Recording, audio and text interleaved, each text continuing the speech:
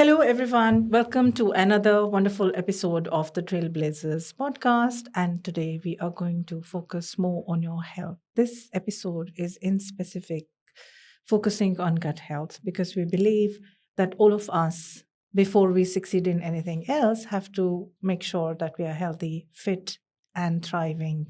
So today's guest is our very well known Dr. Prithvi Priyadarshini.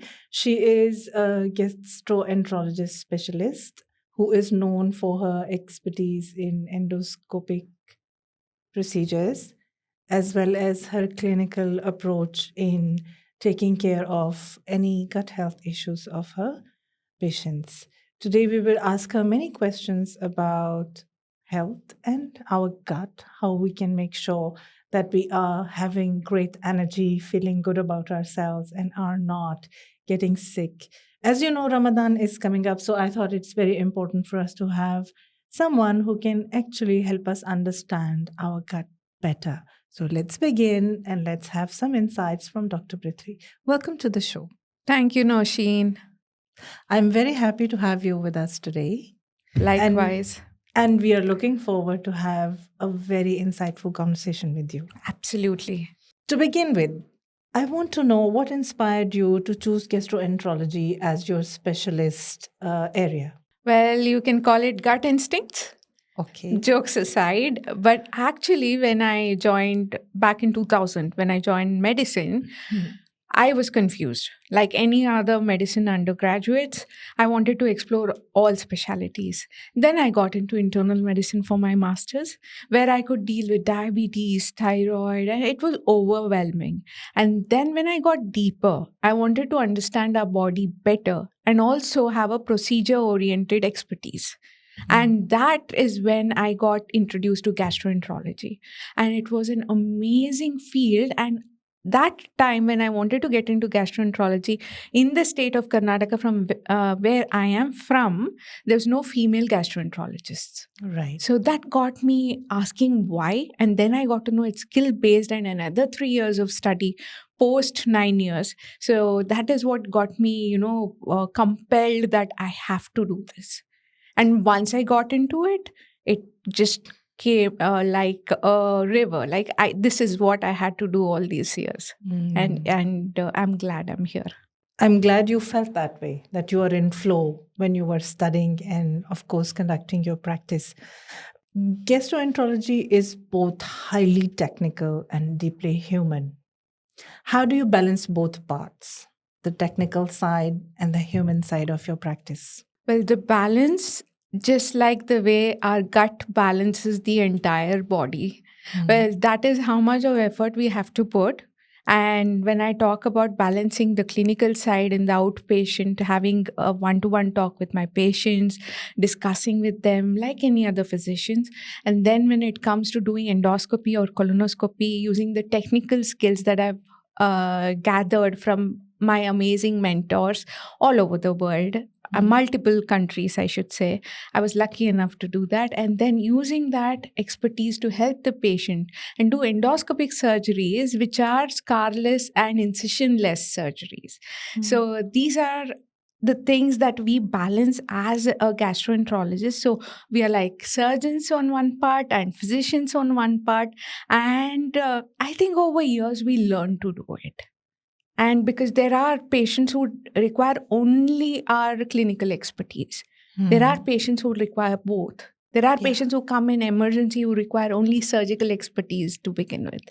So, yes, the balance comes with years of experience. So, experience is your master too. Absolutely. Absolutely. And experience under the right mentors. Yes. So, who is your mentor? Well, as a person, my father. Okay. My father has always been my mentor while he was there and after he passed away as well. I keep thinking back of his words that keeps me inspired. And as a gastroenterologist, as a doctor, I was lucky enough stepwise every year, every 3 years, or every degree or qualification that I received, I had amazing professors holding my hands, teaching me, and this is where I am. It is more than 10, Nausheen, but to topmost, I would say Dr. Satya Prakash and Dr. Umesh Chalial. They were amazing mentors. Very nice. What is one major thing you learned from each of them? With my professor and head of the department, I learned empathy, how he used to talk, the clinical skills. And that I very much learned from him and his patients. Dr. Mm. Satya Prakash, when it comes to Dr. Umesh Chalial, the technical skills, both are amazing gastroenterologists, topmost in the country of India right now. And with Dr. Umesh Chalial, his daring nature with the skills. Like he used to take up any complicated cases. So, yeah, that is when I got the skills to handle such cases as well, came from there. Very interesting. You came from India to Dubai. Now, in India, everybody is from India mostly, except for the tourists. But in Dubai, people are from everywhere. There are more than 200 nationalities together. So, when your patients come to you with their problems, and there are so many different national backgrounds, and their bodies are also different because genetically they are differently encoded. How do you manage diversity as a doctor? Well, that is a blessing in disguise. Being in Dubai and dealing with people from so many countries. I've lost counts of how many countries, nationalities of patients that I have seen. Each body is different. Like you said, genetically they are built different. Not just that, the food that they eat, they have grown up eating. That also defines your gut health. That also defines what you're going to be. So, how you are also is defined by food that you eat and your ancestors ate. The one mistake that we do when we go from one country to another, we try to quickly adapt to that food. Like an Indian eating rice and sambar for like the previous 10 or 15 years, I'm talking about teenagers, coming to Italy and wanting to eat only pasta and pizza, immediately your gut reacts, your body reacts. So there is a way you actually make your gut get used to the food environment and all of that. So that means everything that you do, you eat, your environment, it affects your body, your immunity, all of it. So when I'm dealing with people from different countries, different nationalities, the diseases are also different. Few people coming from certain areas are prone to certain cancers according to data. Right. So those screenings take an upper hand, and also the family history. So Yes. that is where they're coming from and which family they belong to, what they eat. All of this defines how we need to take care of that patient. And I feel like now I've become a global expert. Of course. Yeah, being in Dubai, I think this is the best part about being in Dubai. Very interesting. You said that what our ancestors ate also defines our health and gut's ability to digest different kinds of food. So, can you elaborate on that, please? Yes. So, what our ancestors ate is in our genes, meaning we can digest that better, meaning in a way that that food would benefit our gut. Okay. So, we should never overlook that. And what about the foods that you have grown up eating is also important. So, in case, again, home cooked food, what would your mother cook? What would your grandmother cook? If you're lucky enough to have grandparents with you Yes. and they cook for you, there's nothing like that for your gut health. And Right. please don't shun it away. Please don't push the plates away, especially for teenagers. I have 2 teenage kids, so I know how it goes. It depends on what their peers say, right? Yeah. So never ever go with what your friend is eating or what your neighbor cooks. It's what you have grown up watching or what you have grown up eating. So that is what your gut is used to. Now, over time, if you don't have means to do the same, there is a way to adapt, not Right. immediately. It takes Over time? definitely it takes time and it can. Gut adapts. Many children, I'll bring a case like this. Many children, though they are, let me say, born, I will talk about my home country. Many children who are born in Pakistan, they travel immediately after that to Dubai and stay here for the rest of, let's say, 4 or 5 years of their infancy and initial their childhood, let me say. And then when they go back from here to Pakistan once more after 4 or 5 years, they find it very difficult to digest the food which is being made there in Pakistan with ingredients that have grown in Pakistan itself. So in that case, how long should the mother help the child with maybe softer foods to ensure there is adaptability? Like, what do you recommend to handle that situation? So, when it comes to India and Pakistan, there's one more thing: the amount of spices that you use. It's not Mm. just the food ingredients and the amount of oil that you used. Mm. When you are here and you are cooking, you will be mindful. In our age and learned woman, you know how much spices to put, not to irritate your gut, and how Mm. much oil to put because you don't want overweight, right? Yeah. But when you go back home, are they doing the same thing? First thing, look into that, bring down the spice level, and well cooked food, warm, soothing foods to begin with, because even change of environment changes the gut. Right. So the sleep factor, if you travel and immediately you eat something spicy and with masalas, your gut will react. It's not about eating food in Dubai or Pakistan or India. Right. It's about having the right ingredients and cooked well. So begin with a soup Mhm. or something well cooked vegetable curry, which is mild in spice. That should be easy to digest. If not, then check on the ingredient list of vegetables, that is there some new ingredient that you have used that you were not using back home. Thank you for the advice. As a doctor, what brings real happiness to you? As a doctor and as a human, first happiness that I get is knowing that I am at peace. Mental health and physical health are responsible for that peace. Right. And mental health has multiple factors. Na? So I'm going to just keep it simple. Peace brings happiness. Right. Very true. Um, our gut influences everything. Like you have said in one of your talks, everything begins in the gut. Why do you think that? And how does it apply to our mental health?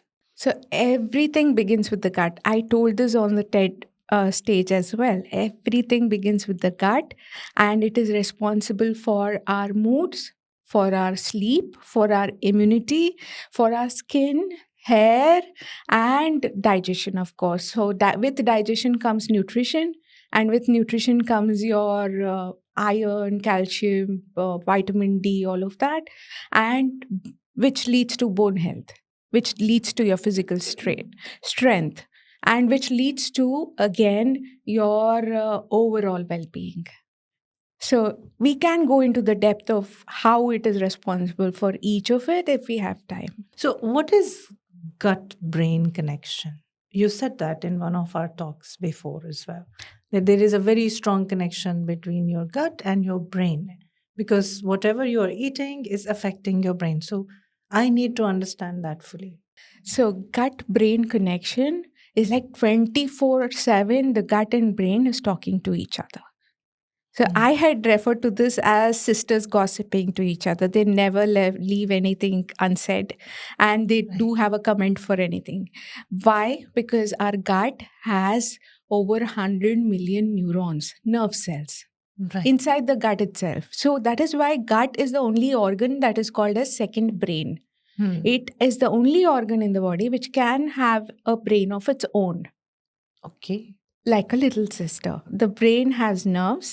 The gut also has nerves separately, and they cross talk with each other. There are nerves that connect brain to the gut to the brain. And when you are sad, your digestion slows down, Hmm. or when your digestion is affected, your mood changes. That's just one of an example. Serotonin, which is a mood controlling hormone, and dopamine, which is happy hormone. Well, all of these are linked with gut. In fact, 90% of serotonin is secreted by the gut, not anywhere else. 90%. So that's how much the gut or the digestive health can affect the way you think, the way you sleep, or Mm. the way the way we are talking to each other. Right. If we had a gut issue, we would have cancelled this podcast, because indirectly it gives signals to our brain Hmm. to just sleep or have a bad mood or be depressed. So moods are very strongly connected to what is happening inside the gut. Absolutely, and stress as well. Okay, and how is the stress factor connected with gut? Very good question. So, stress and IBS, or irritable bowel syndrome. So, where the gut is absolutely fine, the digestion is working fine, the gut cells are fine, there is no ulcers, there is no anomaly inside the gut, but the stress itself is causing the gut to either slow down or quicken it or go contract and cause pain.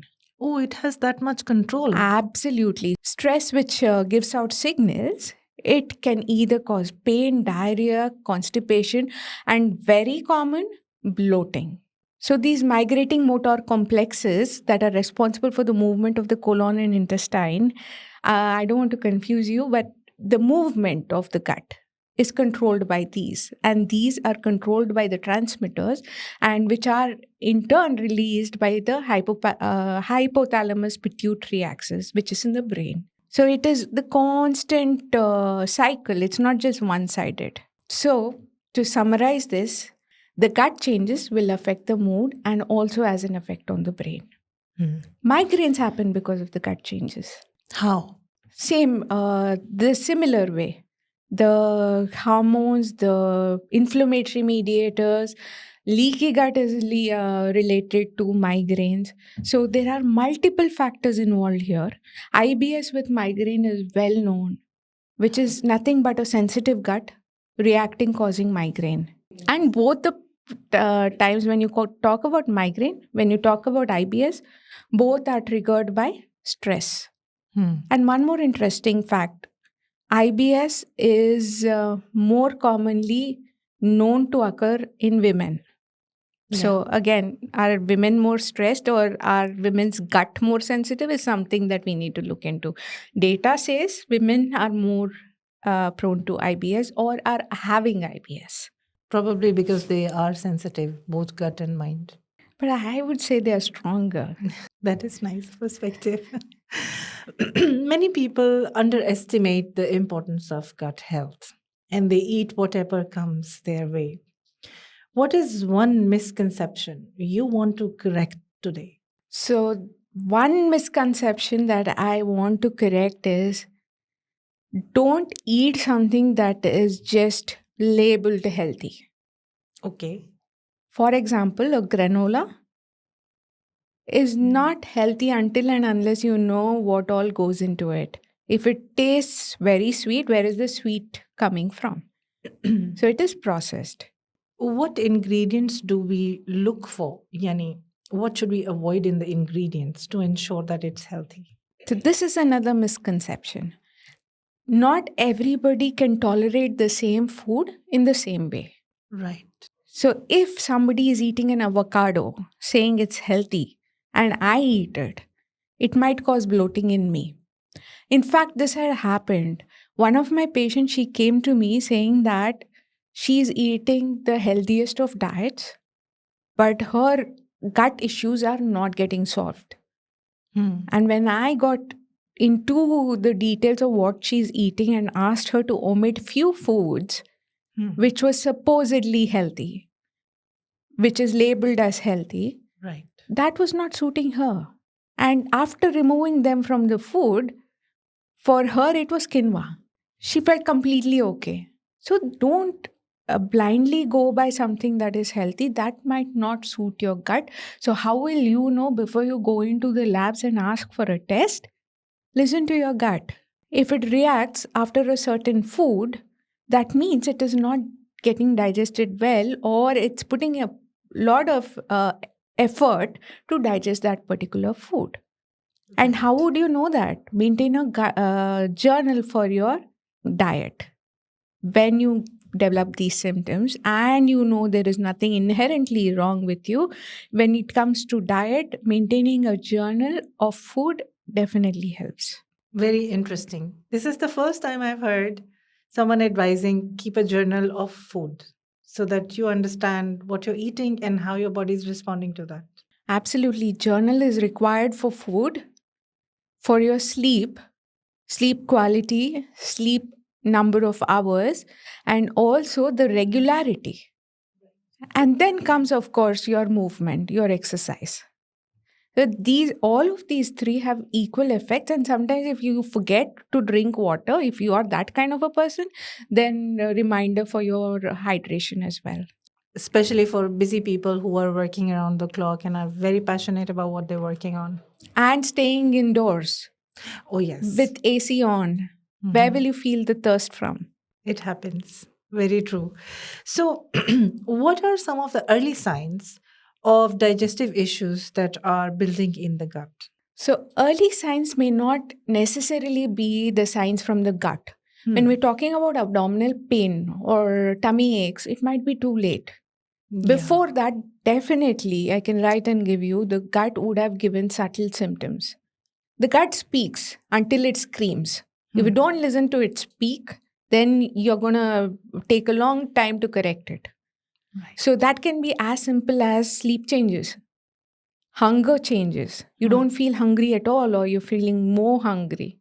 You're feeling pain right after food or discomfort right after food.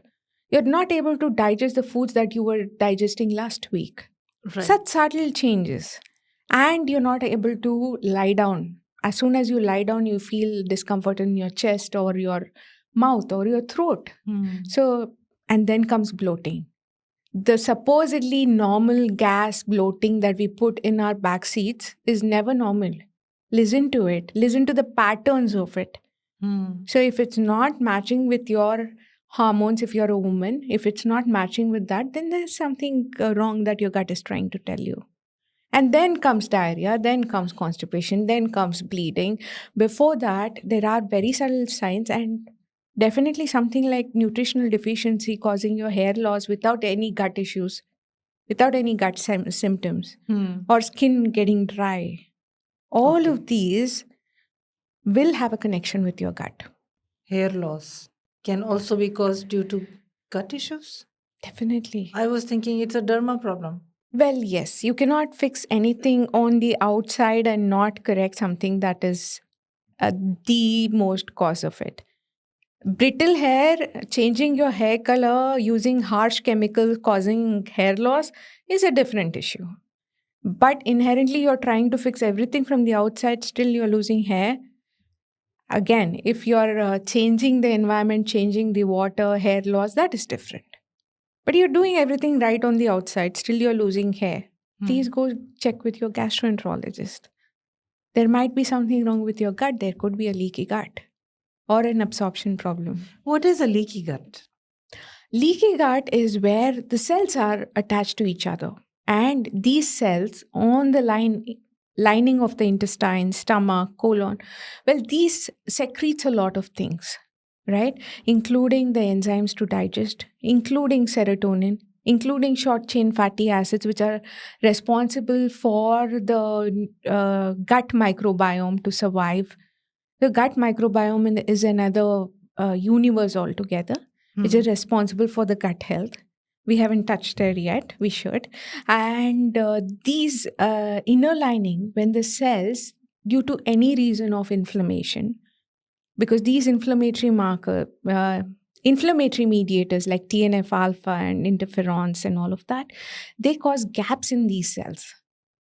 And unwanted toxic things that enters the gut will get absorbed into the blood and vice versa. So it just gets worsened and worsened until you tighten those gaps and make it normal. Today is a very different day. In a good way. In a good way, because I never knew about leaky gut. And now I'm like, okay, this is a whole new thing for me. Thank you. So there's so many trends related to sustaining and maintaining gut health, such as detox and green smoothies and a number of drinks that we watch in videos on the social media, and so many of us are trying them as well. What do you advise related to these trends for sustaining and maintaining gut health? A lot of people are going to hate me for this, but as a gastroenterologist, scientifically speaking, detox does not have any meaning to me. Your gut can detoxify your body, your liver can detoxify itself if given a chance.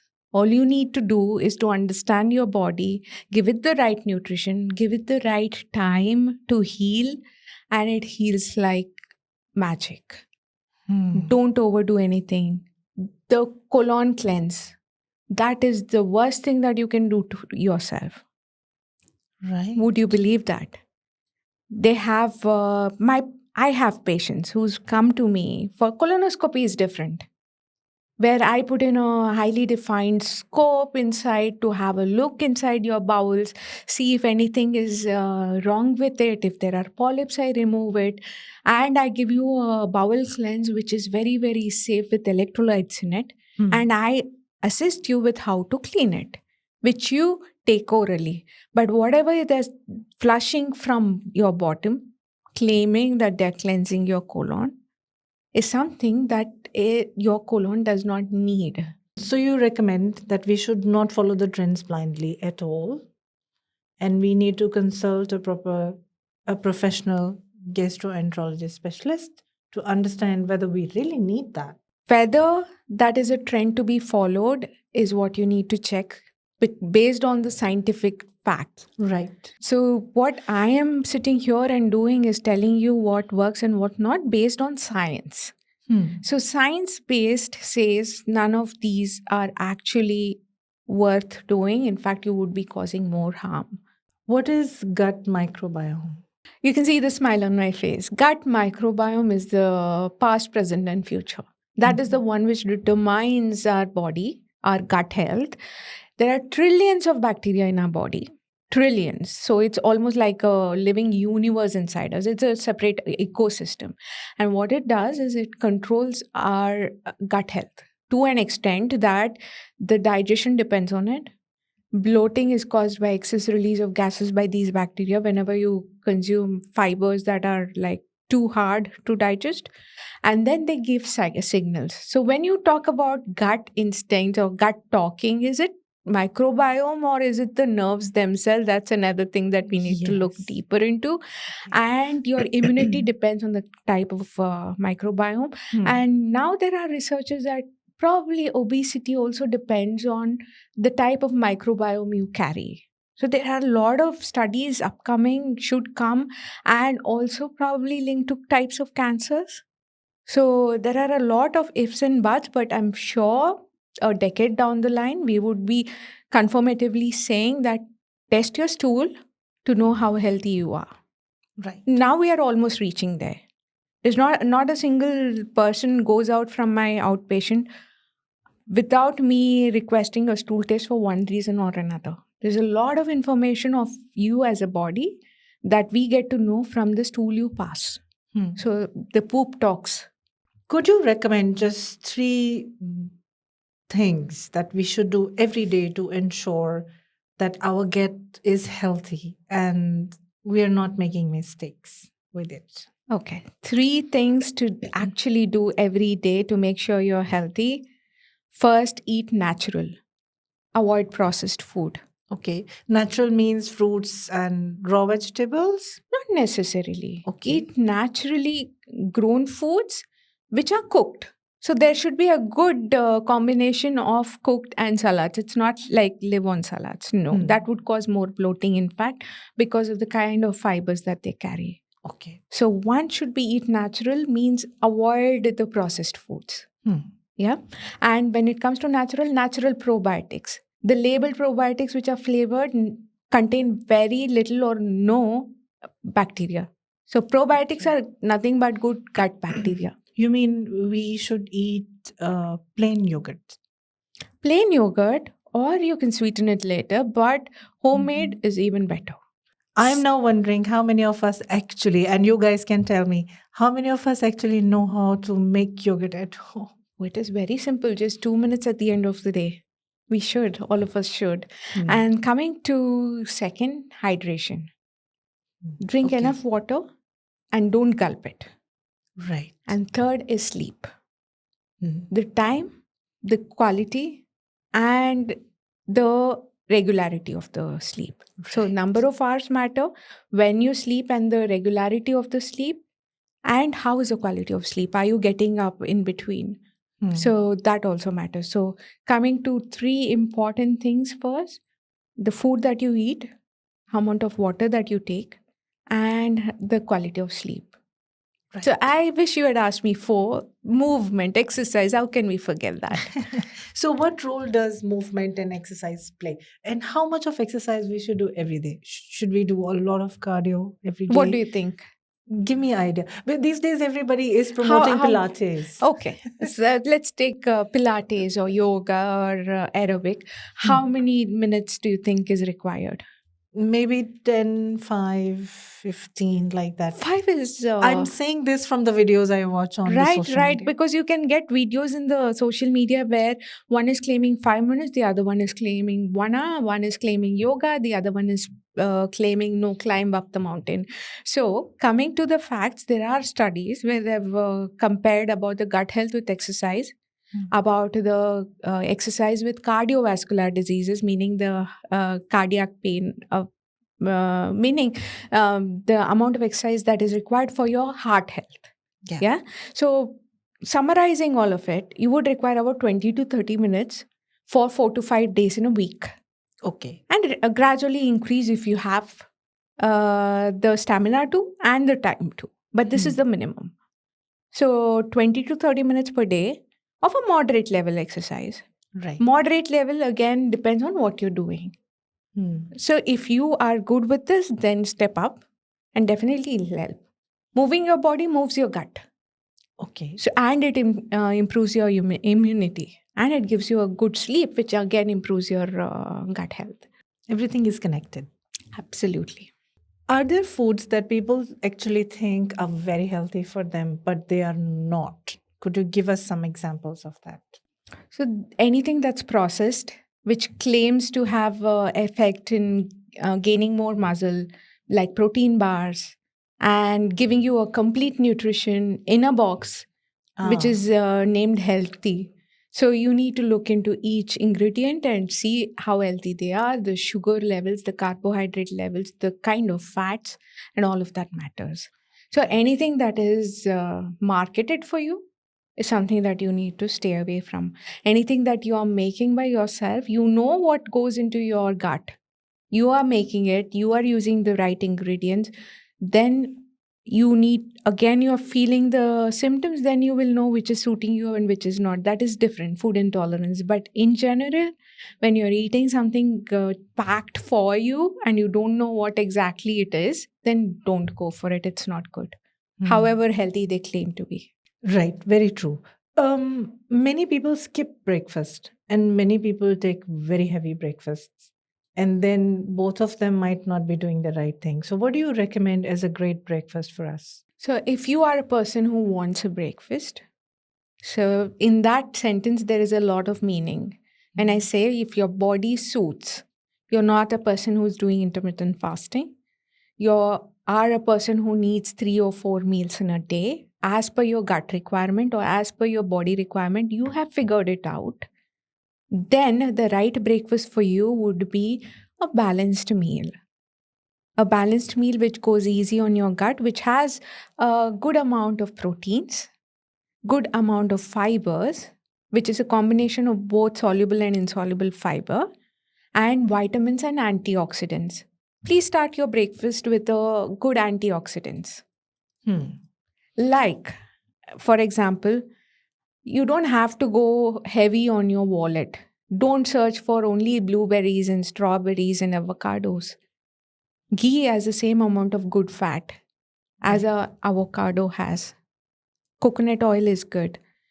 Pomegranate has enough antioxidants just like blueberries, Right. right? So you don't have to go pick and choose only in a hi-fi supermarket. You Right. can just go to a grocery store or better a market or better a garden, and then pick and choose your fruits and let there be different fruit every different day. Don't go by banana every day. Until and unless you know your nutritional value and requirement is fulfilling. Variety is always a colorful platter Hmm. and a different vegetable and fruit every day. It will automatically give you the nutrition that you need. You mentioned the word intermittent fasting, and now Ramadan is coming, and most of us are going to be fasting. What does fasting do to the gut? The interesting fact, just before Ramadan starts, there is a day that we Hindus also fast. It's called Shivratri. The entire day we fast. That is Okay. coinciding this year, actually. Okay. So, fasting is good for the gut. I'll explain why. Not just for the gut, for the body. There is a metabolic switch that happens. So, your body switches not just to the rest mode. Just because you're not taking food doesn't mean your body also rests, gut also rests. No. There is a metabolic switch that happens where the good thing starts happening. Hmm. I'll explain it to you. There's something called as satiety hormone, or the hormone that gives you satisfaction. Coincidentally, with fasting, after a certain amount of hours of fasting and you get used to it, you will feel the satisfaction and not the hunger. Hmm. It might be in the first 2 hours of fasting or 3 hours. That is because of the satiety hormone. And then there is something called as hunger hormone. That also decreases. Yeah. So there is a change inside the gut and release of these hormones, which will help your brain to control your hunger. Why? Right. Because it's required for your body. That rest of digestion is required where the gut cells can repair itself. Hmm. Coincidentally, the inflammatory markers, if they've tested in a person who is fasting, decreases. The Okay. interferons decrease. These are the markers that say there is inflammation in your body. So that means the fasting has an anti-inflammatory action on your body. It is protecting you. Hmm. And there is also a suggestion of studies that it can help decrease the growth of the cancer. Fasting itself, but this is under study, and how good we are yet to discover scientifically. Overall, your body heals. And I spoke about this migrating motor complexes, which help in the movement of the gut. That again has a role in playing the motility or the movement of the gut. Hmm. So you give it rest. If your gut is irritable, it settles. If it has constipation, it moves better. Either ways it does. So it comes back to what it is supposed to be at the cellular level, at the movement level, and it heals from within. So fasting is good for your gut, for your body, and it releases short chain fatty acids, which are good for the gut bacteria. We even spoke about that, which is required for your gut immunity also. So immunity also improves. Sleep also improves, and your the overall energy level improves. Your Right. stamina improves. So it's opposite of what you think. If you're fasting, your energy level goes down. No, it doesn't. I think that this varies from person to person because I have seen it with my own eyes in the family. Some people can fast very easily, there is no difficulty for them. However, some persons develop intense migraine during fasting. Perhaps their 2 day fasting will go fine. On the third day, when they are fasting, they will start with migraine. So, what exactly happens to the body in such a case? So, in other words, who are the people who should not fast? Right? People with ulcers in their stomach, in their intestines, people who are on certain medications which require them to have food, a heavy medication which causes acidity, and of course, fasting or not having food, glucose coming down, triggering their migraines. People who have diabetes, to have the correct control of their sugars, So all of these people should be mindful to what extent they should stretch. Right. This is not again something that is one thing helps or the entire population. Unfortunately, nothing works that way. To each his own. So we have to. That's where I think good we got this. Did you hear Elon Musk talking about AI and machines replacing doctors as well? Right. They can do surgeries. Probably they can create robots or even endoscopist robots, uh, capsules which can do the surgery. I'm sure it is possible. But when you come to each person, like we are discussing, until and unless you know the person's past, present, and everything that goes on, how will a machine understand it? Because you're not treating a lab report. You're not Yes. treating numbers. You're not treating a scan. You're treating a person. So AI will have its limitations in health. Absolutely. Of course. No AI can replace a doctor, the right doctor. Yes, very true. When it comes to fasting, energy levels usually go down. I have seen that happening. A lot of people suffering from low blood pressure, low energy levels, low glucose, and then some collapse also. So, what should we eat in suhoor and what should we eat in futur? So, make sure that we are not losing our energy and the body is dealing with whatever is happening inside it during fasting in a very nice way, giving us back the energy that we need. Very good question. In fact, what you eat while breaking fast is as important as how you fast. So, when you are breaking your fast, again with water, hydration, soup will go first. Right. The broth, salty broth, not too salty. Again, after that would come salad, fiber, good fiber. So, start with hydration, go for fiber, and then go in for protein, and then go in for carbohydrates. Okay. Protein, preferably white meat. Don't go too hard with the red meat to begin with until you know you're able to tolerate that or digest it well, and then add on a carbohydrate, and then enjoy a good small portion of your dessert if you're not a diabetic. Fried foods, everything, munch one here and there, again as little as possible, but comes towards the end of it. And when you come to before fasting, eat something that would give you energy throughout the day.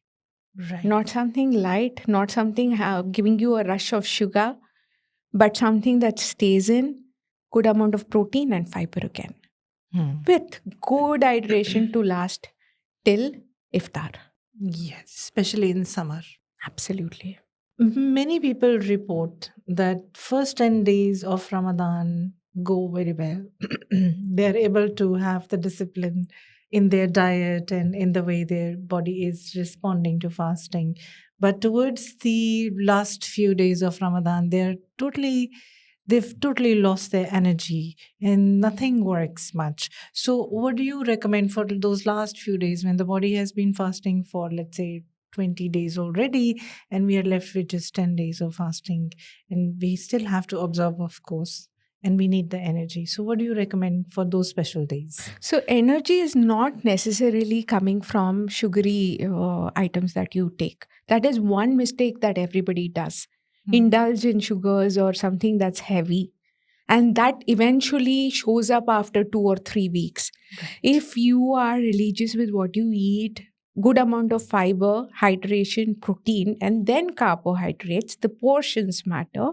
This lowering energy usually is very minimal. Right. So that is something that you should be mindful of, the portions of what you eat and what you eat, both before you start fasting and when you're breaking your fast. Again, that is what you need to do. And be mindful of your the amount of exercise that you do, that your body can actually persist. Don't overexert yourself. What is one inspiration that has always motivated you? My father, Okay. past, present, and future, it's always going to be him. And his life, his stories, his Hmm. example. Great. What is one message that you want to give to our listeners today? Listen to your gut.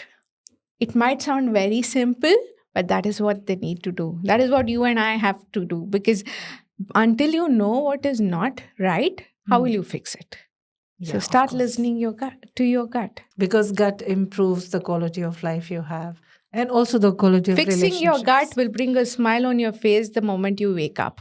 So that's the best thing to have, isn't it? Waking up with a smile on your face. Very true. Thank you so much for this amazing conversation today. I had a lot of learning to do, and I'm very happy that we have had it. You guys give us your feedback as well, and let us know if you have any questions. You can drop them down in the feed, and Dr. Prithvi will definitely respond to those. Thank you very much. Thank you for having me, Noshin, as always.